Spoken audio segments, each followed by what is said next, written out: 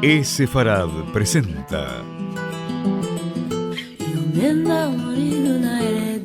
Magazine Sefaradí.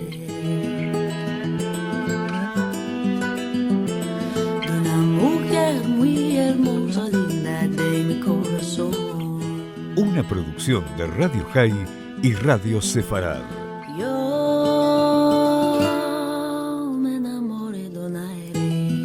Con la conducción de Marcelo Benveniste. Linda de mi corazón.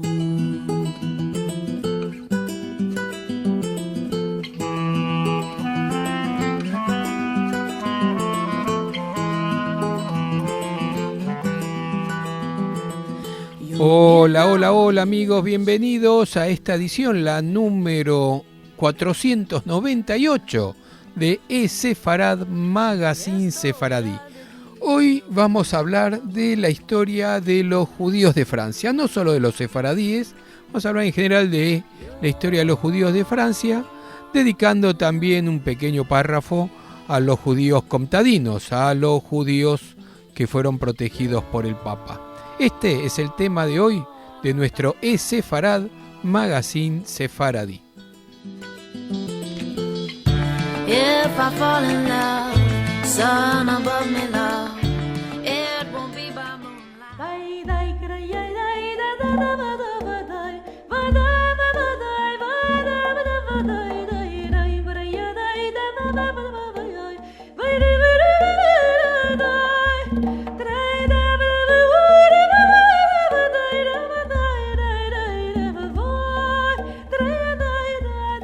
La historia de los judíos en Francia se remonta a los inicios de la era común, con el exilio de ciertos miembros de la clase dirigente de Judea a Galia. La presencia judía en la Galia romana es testificada por varias fuentes, tales como Gregorio de Tours y los descubrimientos arqueológicos. En la Edad Media, los radanitas impulsaron el comercio internacional. En el siglo XI, Francia se convirtió en un polo de atracción de la cultura judía, albergando en el norte de las comunidades de Tzarfatim, de origen ashkenazí, y a los judíos de Provenza del Sur. Sin embargo, a esta época le siguen las cruzadas del siglo XII, los procesos entablados al Talmud en el siglo XIII y las expulsiones más o menos temporales del siglo XIV. Estas medidas golpearon el conjunto de la comunidad judía, con excepción de los judíos comtadinos, protegidos por el Papa. Y vamos a hacer aquí un paréntesis para hablar de los judíos comtadinos, para después continuar con los judíos de Francia en general. Los judíos comtadinos, también conocidos como los judíos del Papa, es el nombre dado a los miembros de una comunidad judía asentada desde la Edad Media en el condado Beneisín, así como en otras áreas cercanas como Aviñón. Los comtadinos desarrollaron su propio ritual, independiente al sefaradí e independiente al ashkenazí, así como su propia lengua, llamada judeo-provenzal o shuadit. También se caracterizaron por celebrar matrimonios totalmente endogámicos. La presencia judía en la zona se remonta a la época romana, con comunidades judías muy activas. Es probable, sin embargo, que dichas comunidades no solo se compusieran de judíos exiliados en la zona, sino también de galo-romanos convertidos al judaísmo. Desde 1274 y hasta 1791, la región estuvo bajo control papal, convirtiéndose así en estados pontificios y ofreciendo relativa tolerancia a los habitantes judíos en comparación siempre a otras zonas europeas. Después de la Revolución Francesa, la mayoría de los judíos del condado Beneisín y de Aviñón se reasentaron en otras ciudades francesas, principalmente en Nimes y en París. En Campentras se localiza la sinagoga más antigua de Francia, que data aproximadamente de 1367.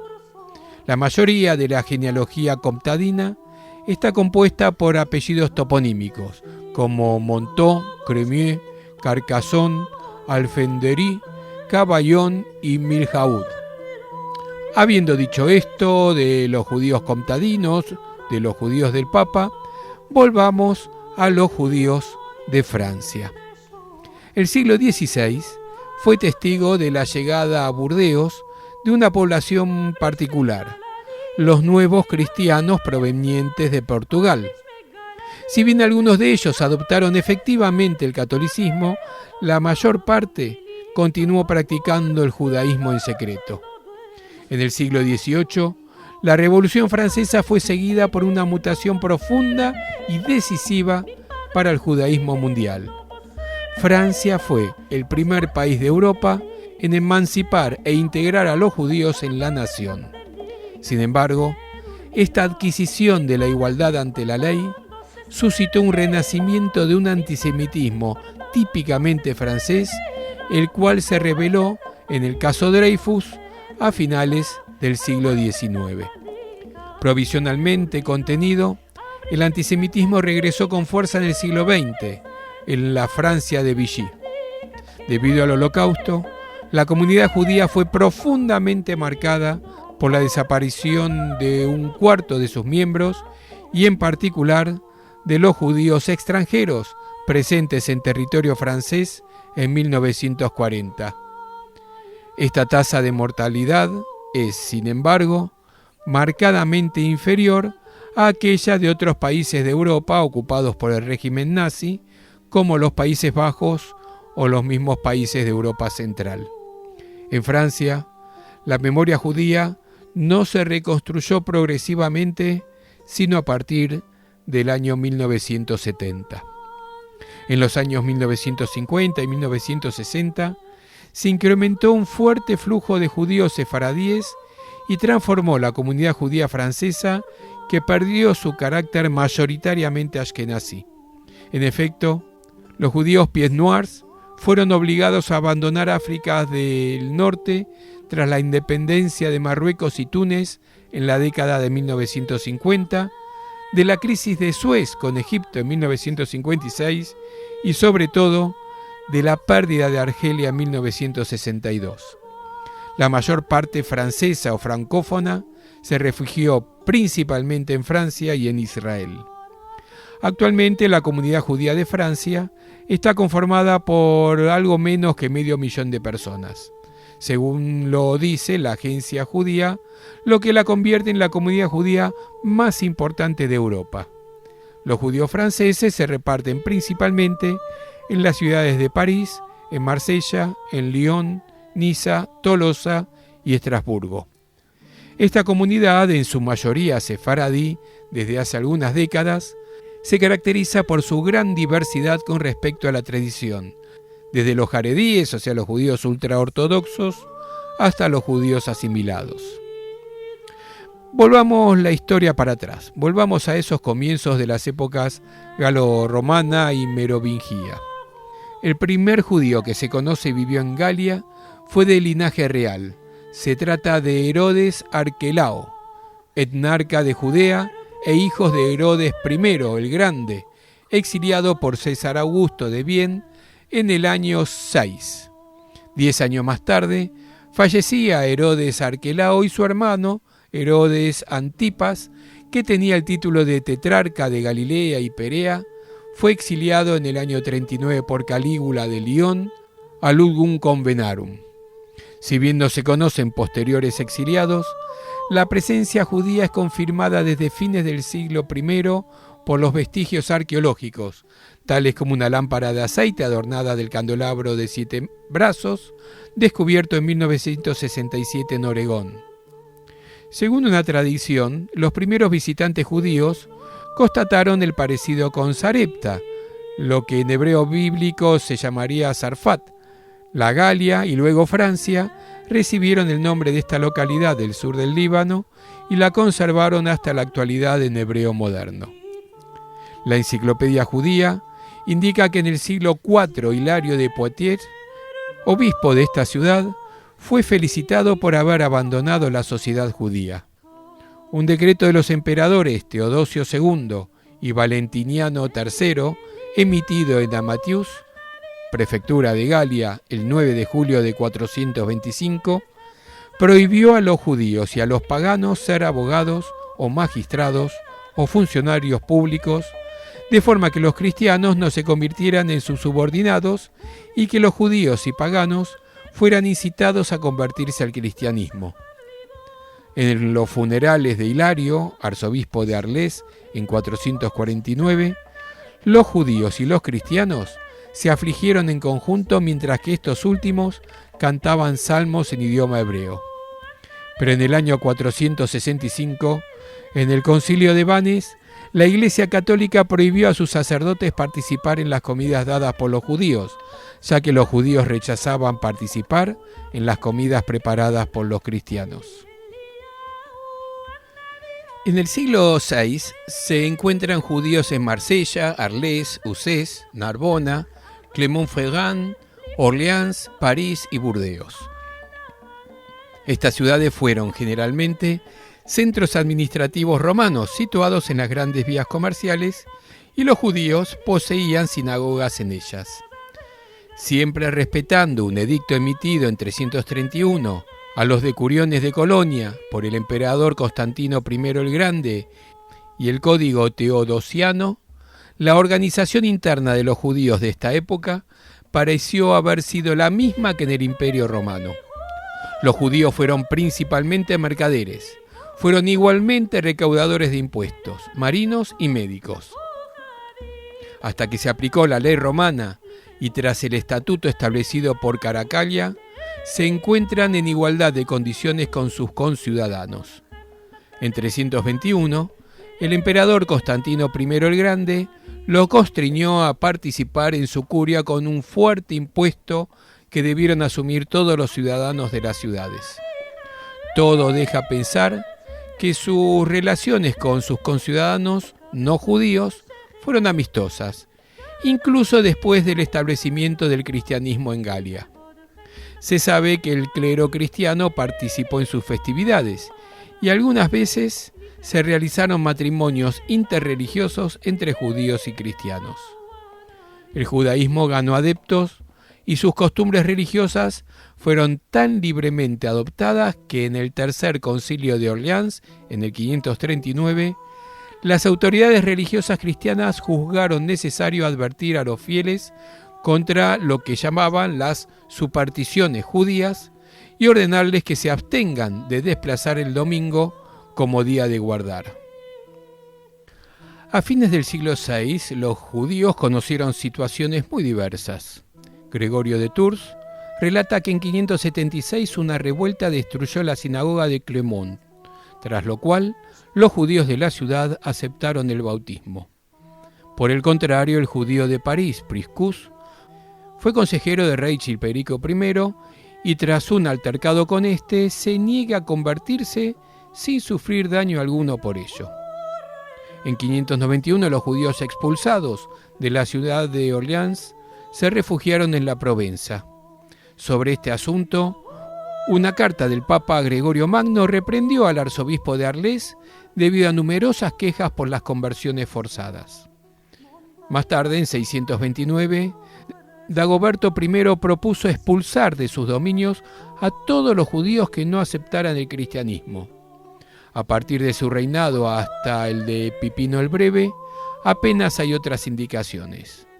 En cambio, en el sur de Francia, en la región conocida entonces como Septimania, una dependencia de los reyes visigodos de España, los judíos continuaron allí y prosperaron. De esa época, 689, data la inscripción funeraria judía más antigua conocida en toda Francia, aquella de Narbona. Los judíos de Narbona, principalmente negociantes, se entendieron bien con el resto de la población, que entonces se rebelaba a menudo contra los reyes visigodos. Tras esto, vendría el período carolingio. La comunidad judía fue numerosa bajo el reinado de Carlomagno y su estatus fue fijado por ley. Los judíos prestaron juramento según una fórmula especial y se les permitió intentar un proceso contra los cristianos. En sus relaciones con estos últimos, no tuvieron otras obligaciones más que acordar con el descanso dominical. No debían realizar intercambio de monedas, de vino o de trigo. La disposición más importante era el hecho de que eran juzgados por el mismo emperador. Se dedicaron a los negocios internacionales. Por ejemplo, Carlomagno empleó a un judío para traer de Palestina mercancías preciosas. Otro judío, Isaac, fue enviado por Carlomagno junto con 2 embajadores ante el califa abasí Harún al-Rashid.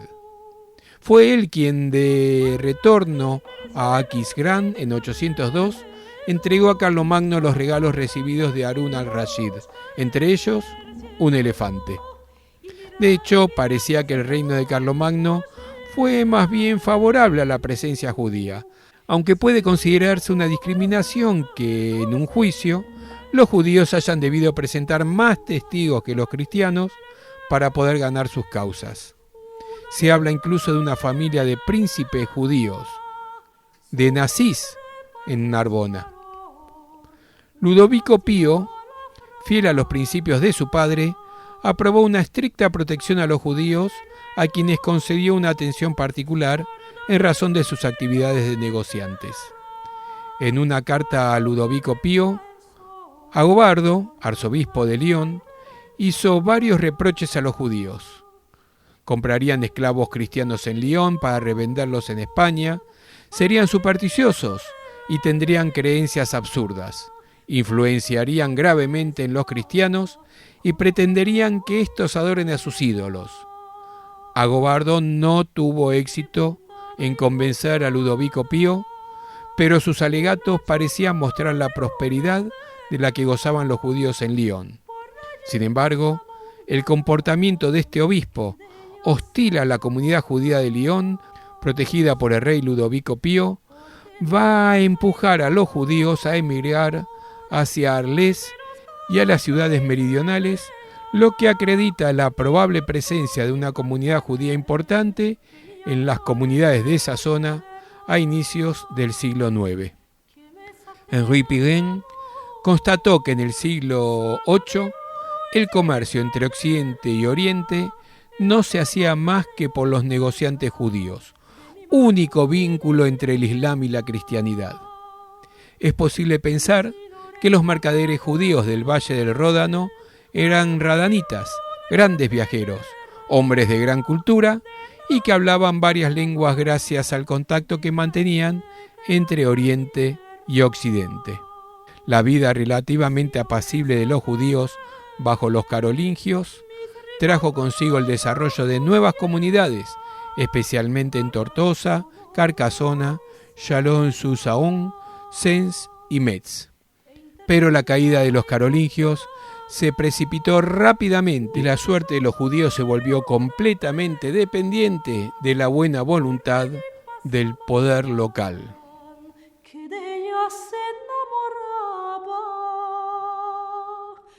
¿Por qué no cantáis la flor? ¿Por qué nos cantáis la bella? Ni canto ni cantaré, que mi amor está en la guerra. Que me saquen a mi amor, sano vivo y sin cadena. Yo le mandaré una carta de mi mano y de mi letra. Y si no le sacaré, armaré una grande guerra de navíos por la mar, de gente que van por tierra. Y si no le sacaré, mis ricos brazos pusiera para que digan la gente, viva, viva esta doncella. Para que digan la gente, viva, viva esta doncella. Por escapar a su amor, se pondría la bandera. Ay, la bandera. Yéndome para la guerra. Nuestras vías de comunicación son múltiples. Por mail a magazine@esefarad.com, en nuestro sitio de internet www.esefarad.com y nos encontrarán muy fácilmente en Facebook y en Twitter buscando por Sefarad.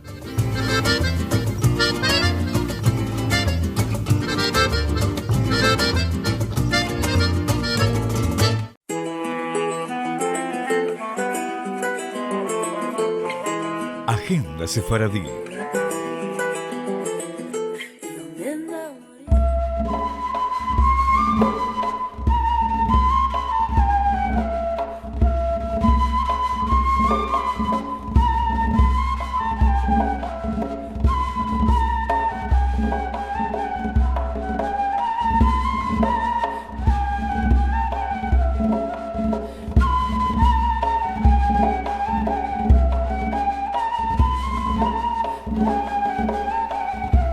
¿Qué agenda tenemos hoy? Tenemos esta semana para el Centro Cultural Sefarad, para esefarad.com. Hay mucho y bueno. Por ejemplo, este domingo tenemos un nuevo encuentro de domingo, los encuentros de Al-Had, Musafires y Balabayes, o sea, anfitriones e invitados, que nos reúne así cada domingo con las más importantes personalidades del idioma ladino. Este domingo 22 será anfitriona en este caso, quien normalmente coordina los encuentros, me refiero a Liliana Benveniste, y quien actualmente está a la cabeza de 6 grupos de enseñanza de ladino en distintos niveles, en forma virtual en el Centro Cultural Sefarad. Y ella será la anfitriona y como invitado estará nada menos que David Nahr, del Strong Center de Estudios Judaicos de la Universidad de Washington, una de las personas que más sabe sobre el tema de la lengua y las tradiciones, y en especial de lo que tiene que ver con Salónica, desde donde provienen sus ancestros. Ellos nos hablarán de Salónica y del destino que ha tenido esa comunidad, por un lado, como víctima de la Shoah, pero también las emigraciones que le dieron continuidad, en especial en la ciudad de Seattle, en los Estados Unidos. Esto será entonces el domingo 22 de noviembre a las 2 de la tarde, hora argentina. Es una hora más tarde que lo habitual y es a través de Zoom, cuya dirección de horarios, como saben, van a encontrarlo con todos los detalles en esefarad.com. Al día siguiente, el lunes 23, también tendremos un evento muy especial, un evento excepcional, porque reúne a algunas de las principales instituciones de América Latina, ya que nos encontraremos en un evento único, las sociedades de genealogía de Colombia, de Miami, de San Pablo, junto con el Centro Cultural Sefarad, para hacer una mesa redonda, analizar en conjunto de esta forma, una mesa redonda virtual, y analizar todo lo que ha pasado este año tan especial, qué cosas han cambiado para bien y para mal referido a nuestras instituciones en estas extrañas y particulares circunstancias, y especialmente qué planes tenemos para el futuro. El encuentro se llama Genealogía Judía durante la pandemia y estaremos presentes Ginny Milgrom, autora de libros y destacada genealogista de Estados Unidos, Lía Segragovich y Julio Senior de la Sociedad Genealógica Judía Colombiana, y quien les habla, Marcelo Benveniste del Centro Cultural Sefarad en Argentina, coordinados por Roberto Mayer y Katia Pesaña de San Pablo, Brasil. Esto será el lunes 23 a las 8 de la noche de Argentina, en vivo e interactivo a través de nuestro canal de YouTube. Los detalles, como siempre, en esefarad.com. Y para los encuentros de los jueves, tendremos esta semana un vivo con Chile, con el escritor y periodista Hernán Rodríguez Fice, un destacado socio de la comunidad sefaradí de Chile, que además es cientista político y periodista, es profesor de la universidad y que ha recibido como escritor el premio Revista de Libros del Mercurio por su trabajo como director de la revista cultural Segel, y también impartió clases de judesmo. Este año el premio estuvo dedicado al género ensayo y Rodríguez lo obtuvo por su libro Prefiero Chile antes de París o Estambul, que trata de las memorias que narran la llegada a Chile por etapas de su familia desde Turquía, y a través de ese relato va describiendo también una serie de peculiaridades de esos países durante la primera mitad del siglo XX. Este encuentro será parte del ciclo Raíces de Sefarad 2020 online, que será el jueves 26 de noviembre a las 7 de la tarde de Argentina, en Raíces de Sefarad. Y como siempre, toda la información y el detalle de horarios están en esefarad.com y en todas las redes sociales.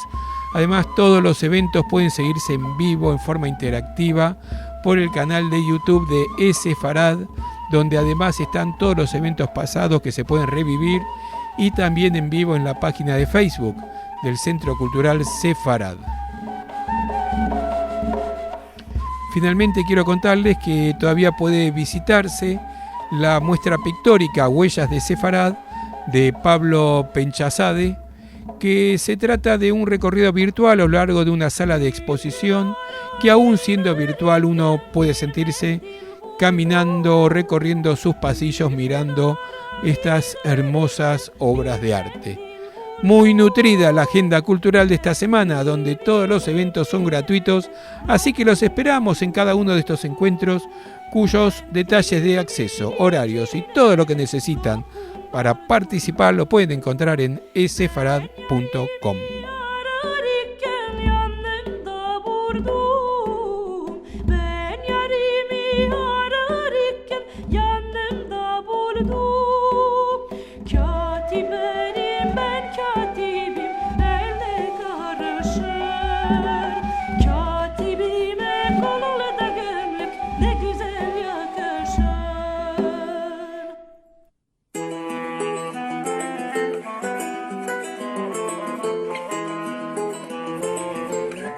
Música. Me enamoré de una mujer.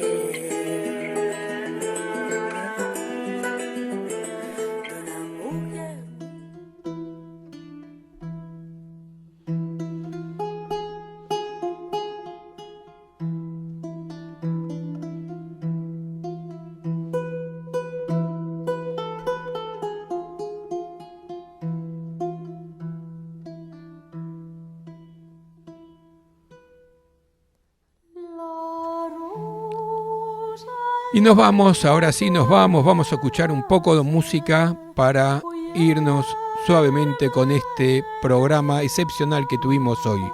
A lo largo del programa hemos escuchado canciones sefaradíes interpretadas por François Atlán, con todos temas incluidos en el disco Desde la Rosa hasta el Jazmín, y nos vamos a despedir precisamente con el octavo corte de ese mismo disco, La Rosa Enflorece. Yo me despido, como siempre, mi nombre es Marcelo Benveniste, los espero en nuestro próximo programa, en la programación de cada viernes de radiosefarad.com y en la de los domingos a las 6 de la tarde por radiohai.com en una nueva emisión, la 499 que se viene de Esefarad Magazine Sefaradi. Y como siempre los esperamos, por supuesto, en nuestro portal esefarad.com y en todas las redes sociales.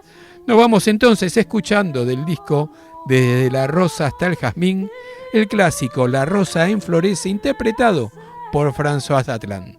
Semanada buena.